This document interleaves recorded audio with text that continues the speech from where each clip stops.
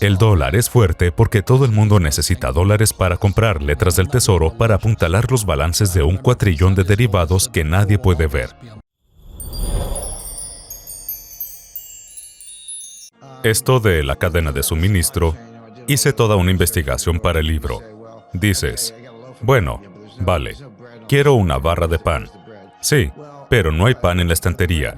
Entonces, ¿dónde está el pan? Para el pan necesitas un panadero, ¿no?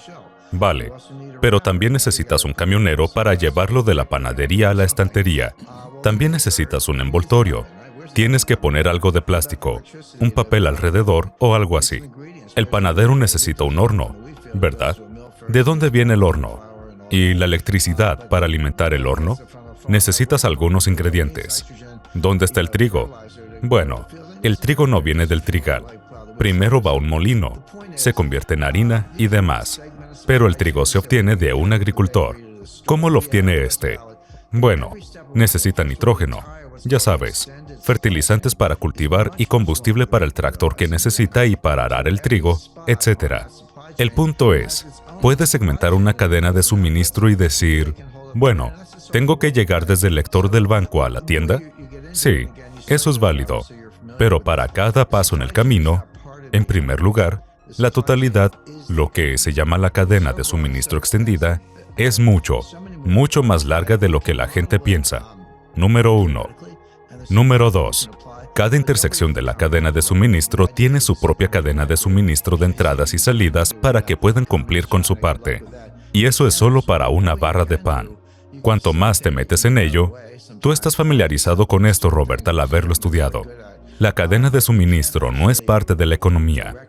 La cadena de suministro es la economía.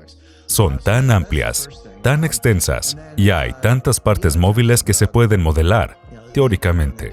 También hay algunas matemáticas que se pueden aplicar, pero nadie puede comprenderlo. Toda la idea de que puedes sentarte ahí y dirigirlo, lo que parecen estar intentando hacer en la China comunista, buena suerte. En realidad, no puedes hacerlo.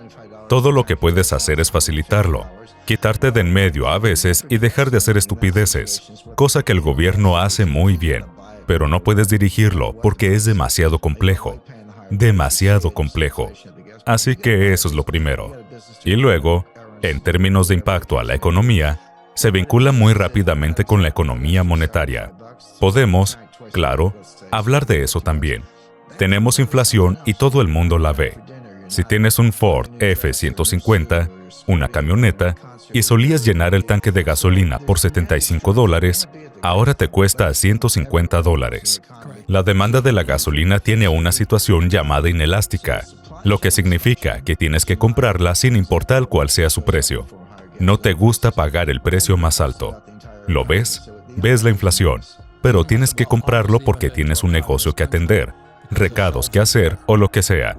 Lo que significa es que, en ese ejemplo, ese extra de $75 para llenar tu tanque 2 veces a la semana, digamos, unos $150, salen de otra cosa. Ya sabes, no vas a salir a cenar, no vas a comprar un vestido nuevo, un traje nuevo, no vas a ir a un evento deportivo, a un concierto o lo que sea. Así que hay destrucción de la demanda. Puede que no sea en la gasolinera, pero está en todas partes en la economía. Correcto. Ahí te metes en el efecto dominó. Por lo tanto, la disfunción de la cadena de suministro, que en mi ejemplo, se muestra en forma de precios más altos de la gasolina, luego ondula en toda la economía. Cierto. Así que el impacto es enorme. Siempre digo, obviamente no has estado en un país comunista, porque los estantes están vacíos. Están vacíos. Esa es una de las cosas más grandes de todas. Y fui a la academia de Kings Point. Básicamente nos dijeron que la cadena de suministro es macro, macro, macro. Y si no ves lo macro, no verás lo micro. En Europa del Este, en Alemania del Este, ¿verdad? En ciertas partes de Europa Central durante la Guerra Fría, durante la década de 1950, incluso en la Unión Soviética, los estantes estaban vacíos. Si pensabas en que tenías que ir más tarde ese día y que harías cola durante horas solo por conseguir un corte de carne, los países del tercer mundo, he estado en muchos de ellos y he viajado extensamente por África, el sur de Asia, India y otros lugares. Allí lo ves todo el tiempo. Simplemente no tienen cosas. No estamos acostumbrados a ver eso en los Estados Unidos. No. O en Europa Occidental, Alemania o Francia. Pero ahora sí. Y no es que entres en un supermercado y todos los estantes estén vacíos. Ese era el modelo de la Alemania del Este. Pero dirás, bueno, estoy aquí para comprar pañales, o me gusta esa salsa picante, o ese pan, lo que sea. Y entonces esa cosa, esa sección de la estantería, oh, no hay salsa picante esta semana, o no hay un cierto tipo de verdura esta semana, etc.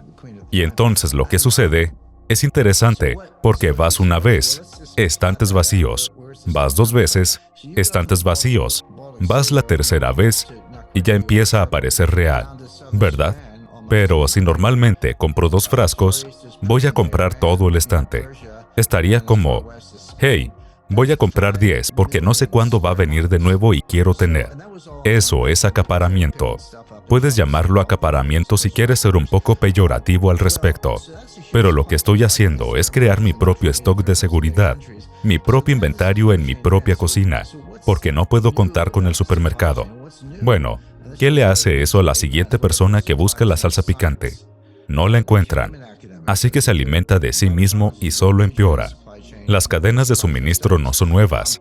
Este naufragio de la edad de bronce del que estaba hablando hacía comercio de cabotaje en el Mediterráneo en sentido antihorario, porque en la costa norte, en la costa europea, los vientos que soplaban eran vientos del este, y en la costa sur, en la costa africana, eran vientos del oeste, por lo que hacía un gran círculo. Cuando exploraron los restos del naufragio con arqueología submarina, encontraron ámbar proveniente del mar Báltico, encontraron oro proveniente de Sudán, encontraron espadas que se habían hecho en la actual Siria. Ya sabes, Fenicia en aquel momento, pero actualmente Siria. Encontraron aceite de oliva proveniente de Italia. El barco en sí está hecho de cedro libanés, que por supuesto viene del Líbano. Y había una talla de la reina Nefita de Egipto. Era una de las reinas de la época. Y, entonces, si dices, vale, vamos a trazar esto. ¿De dónde viene todo esto? Si vamos desde el mar de Barents, casi en el círculo polar ártico, hasta el sur de Sudán y casi hasta el Ecuador, tan al este como el actual Irán, Persia, y tan al oeste como España. Son 5 millones de millas cuadradas. Y todo esto se halló en un solo buque porque recogían y dejaban cosas. Todo era comercio de cabotaje. Eso es una cadena de suministro enorme. 5 millones de millas cuadradas en 20 países diferentes. Por lo tanto, tenían una gran cadena de suministro. Lo que es nuevo acerca de la cadena de suministro y lo que es reciente, esto realmente comenzó en 1989. Es a lo que yo llamo la ciencia de la cadena de suministro, que se convirtió en un tema académico. Hay un montón de universidades. Se obtiene una especialización en la cadena de suministro, estudios de la cadena de suministro. Fue una combinación de aumento de potencia de cálculo, nuevos algoritmos, inteligencia artificial y luego, ya sabes, la nueva tecnología. Y así tenemos cadenas de suministro extendidas. Fue realmente el aspecto científico de la misma, el aspecto académico de la misma, lo que la transformó. Y se desarrolló en lo que yo llamo la cadena de suministro 1.0, que es de 1989 a 2019. Fue un tramo de 30 años, que ahora se ha derrumbado. Todavía tenemos cosas, pero estamos en una fase en la que el embrollo está servido. Nos dirigimos hacia la cadena de suministro 2.0, la nueva cadena de suministro. Y hablé de eso en el libro y de cómo va a aparecer. Pero eso va a tardar en armarse 5 o 10 años. Hablé con un individuo de la cadena de suministro. Conozco millones de personas involucradas, pero este era el tipo, probablemente el individuo más responsable de la construcción de la cadena de suministro moderna. Me dijo, Jim, tienes que entender que tardamos 30 años en construirla. Se tardó 3 años en hacerla estallar, en descomponerla. Tardaremos 10 o 15 años en reconstruirla. Esto no va a suceder de la noche a la mañana. Estamos en una etapa intermedia. Lo que provocó el derrumbe, hay una serie de cosas hacia las que todo el mundo mira. la guerra en Ucrania y las sanciones rusas. Eso lo empeoró. Luego miran hacia la pandemia, el pánico pandémico y la política pública fascista que salió de ella. Eso lo empeoró, pero realmente comenzó, puede ser rastreado, hasta los aranceles de Trump en 2018. Encontré algunas investigaciones sobre los envíos de carga, porque hay información de todos los buques. Ya sabes, Robert, por tu experiencia, que los petróleos, los transportistas de material seco y otros tipos, los buques de carga de contenedores, etc., sabemos dónde están y a dónde van. Todos tienen GPS, salvo un par de piratas por aquí y por allá. Pero básicamente sabemos de dónde salen, a dónde van, lo que llevan. Todo está a disposición del público. Esta investigadora lo rastreó y pudo mostrar el desglose a partir de 2018 con los aranceles de Trump. Permitidme poneros un ejemplo muy concreto. En 2018, Trump impuso aranceles a China sobre la tecnología y sobre los paneles solares. También venían de Corea, pero eran sobre todo procedientes de China. Fue realmente dirigido a China. Y no quiero debatir los aranceles. En realidad, creo que fue una buena idea de Trump, pero no estoy aquí para debatir esa política pública. Estoy tratando de explicar cómo se rompió esto. Entonces, ¿qué hizo China?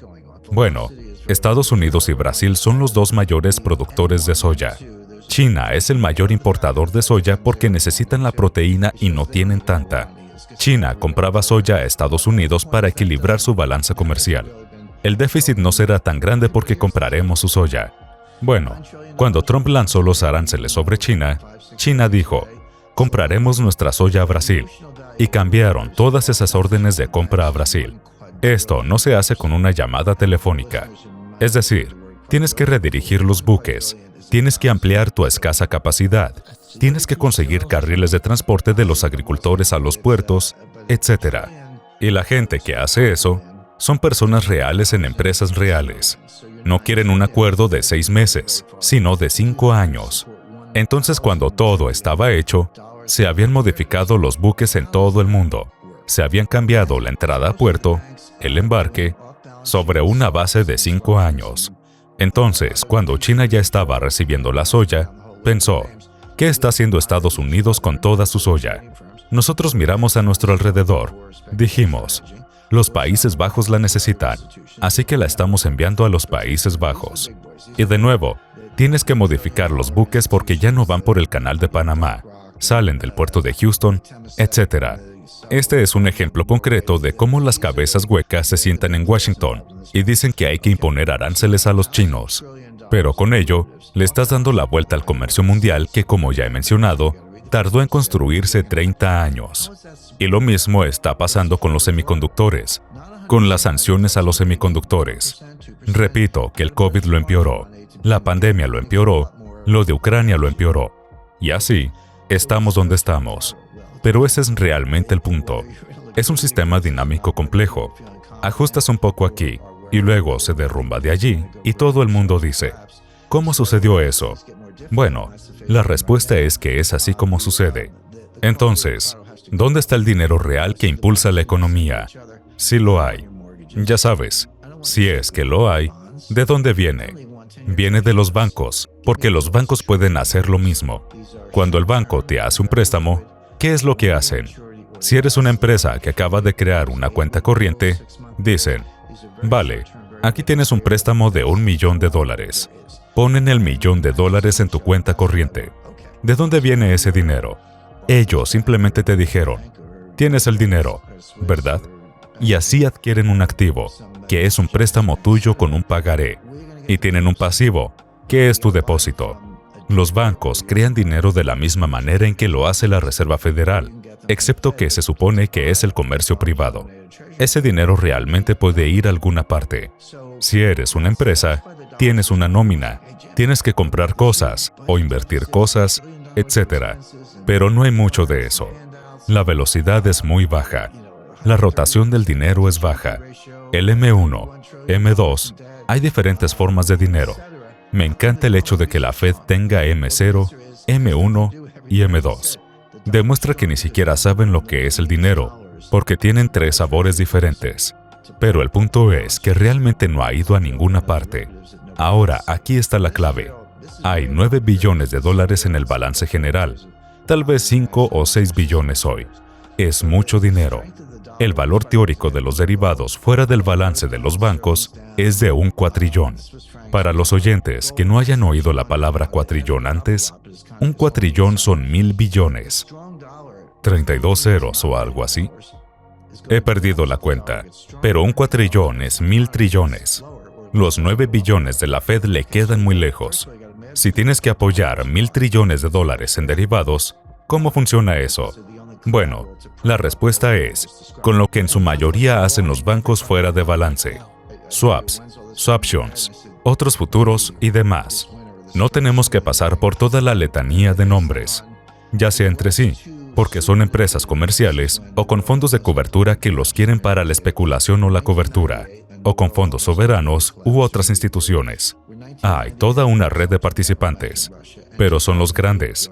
Estas son las instituciones de billones de dólares. Ya sabes, BlackRock, Temasek y el Fondo Soberano de Noruega. Estos son los grandes jugadores involucrados en este mercado. Así que tienes 1000 billones de dólares en derivados fuera de balance. Por cierto, no verás esto mirando el balance de un banco. Tienes que leer las notas al pie de página. Tienes que saber lo que estás viendo. ¿Cómo se apoya eso? Bueno, se apoya con garantías. No un 100%, ni siquiera cerca, tal vez el 1 o 2%. Tienes que poner algo de dinero de margen para estar en el juego. Pero entonces habrá mucho más fuera de balance. Bien, entonces, ¿cuál es la mejor forma de garantía? Bueno, depende de si estás en una crisis de liquidez o no. Si la gente se siente confiada o está preocupada, si creen que las cosas van a ir bien o que van a empezar a derrumbarse. A medida que las cosas se ponen más difíciles, y esa es la fase en la que estamos ahora, la calidad de garantía tiene que subir. Por eso los bancos están diciendo los unos a los otros, no quiero tus hipotecas, no quiero tus estúpidos bonos corporativos, ni siquiera quiero letras del tesoro a 10 años. Consígueme letras del tesoro a corto plazo. Son muy líquidas, tienen un vencimiento de 1 año o menos. Muchas son letras a 4 semanas, 8 semanas, 6 meses. Son a muy corto plazo, muy líquidas. Son la mejor garantía que existe. Y los bancos se dicen los unos a los otros. Eso es lo que quiero. Bien, si ahora eres Barclays Bank, Deutsche Bank, UniCredits, Credit Suisse o algún banco japonés importante, etc., ¿dónde vas a conseguir los billetes? Bueno, tienes que comprarlos de un distribuidor o puedes comprarlos en una subasta. El Tesoro tiene subastas o puedes conseguirlos de la Fed. Pero para comprar un billete del Tesoro denominado en dólares, necesitas dólares. Por eso el dólar es tan fuerte. Todo el mundo está como, Jim, si tenemos estos enormes déficits presupuestarios y billones de dólares en gastos, rescates y limosnas, además de un 131% de deuda en relación con el PIB y 31 billones de dólares en deuda, etc., ¿cómo puede el dólar ser tan fuerte? Bueno, la respuesta no tiene nada que ver con todo lo que acabo de decir. El dólar es fuerte porque todo el mundo necesita dólares para comprar letras del tesoro para apuntalar los balances de 1 cuatrillón de derivados que nadie puede ver. Y esto es real. Esto está muy por detrás de la cortina, Kim. Esto es real y está dentro de cómo funciona realmente el sistema monetario internacional. La fuerza del dólar, que por cierto es un viento en contra para el oro, ya sabes, los euros bajaron, las libras esterlinas bajaron, el franco suizo bajó. El oro no ha bajado mucho, no ha subido mucho, pero se mantiene. Pero un dólar fuerte significa que cualquier cosa denominada en dólares va a bajar, porque si el dólar se fortalece, el precio en dólares de la materia prima baja, o al menos no sube mucho. Así que tienes una loca carrera por los dólares. ¿Para qué? Para comprar bonos del tesoro. ¿Por qué? Porque son la única garantía para apuntalar todo lo que acabo de describir. Y eso es de lo que estás advirtiendo a todo el mundo en este momento, ¿verdad? Sí. Espero que hayas disfrutado del vídeo. Asegúrate de darle al botón de suscribirte para ver más vídeos increíbles como este. Esto ha sido Mentes Brillantes. Gracias por vernos.